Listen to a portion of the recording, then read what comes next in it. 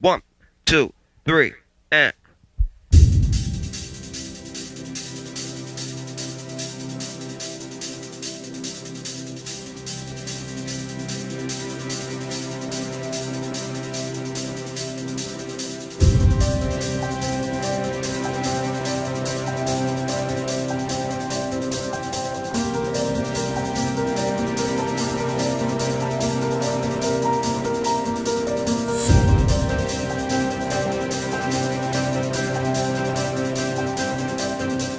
It seems that more than ever before, language is a part of our lives. Creating documents, sending emails and text messages, IMing with friends, browsing websites, reading and writing blog posts, words surround us. In the digital realm, we can easily share our experiences, our feelings, thoughts, ideas, and understanding. We further personalize this communication by giving voice to our words. We do this by choosing fonts. It seems everyone has an opinion about fonts. Gone are the days when only designers were fascinated by font.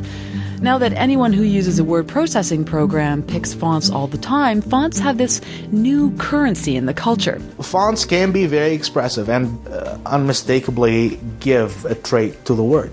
Put a certain dress on the word, put a certain shirt on the word.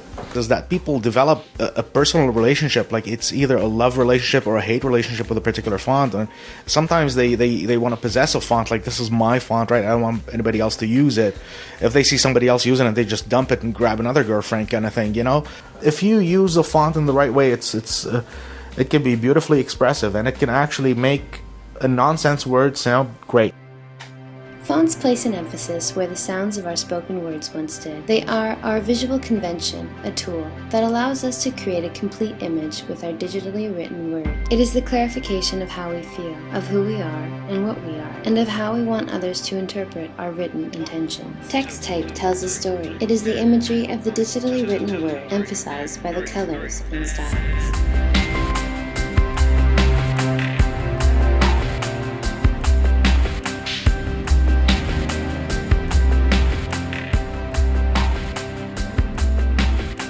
Hold on, how did font become a visual design of communication? Let's begin with the definition of ekphrasis. Ekphrasis once exclusively defined the way words constructed an image. The beauty was held within the confines of the words, their structure, and their descriptive nature. This changed when images began to take the place of words. Sculptures, paintings, photos, and movies have introduced a new element to the term. The images have flipped to represent the words they take the place of. In furthering ekphrasis today, we see words constructed and designed in a deliberate fashion that helps portray a feeling, a message, an idea, and an identity.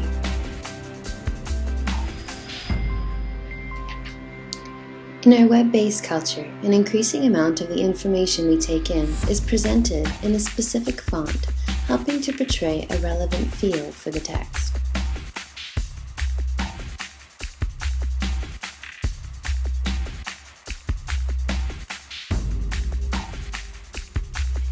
With the web, specifically Web 2.0 culture, that places an emphasis on group networking, sharing, and creating, fonts help us identify and organize the various meanings and intentions of what we read.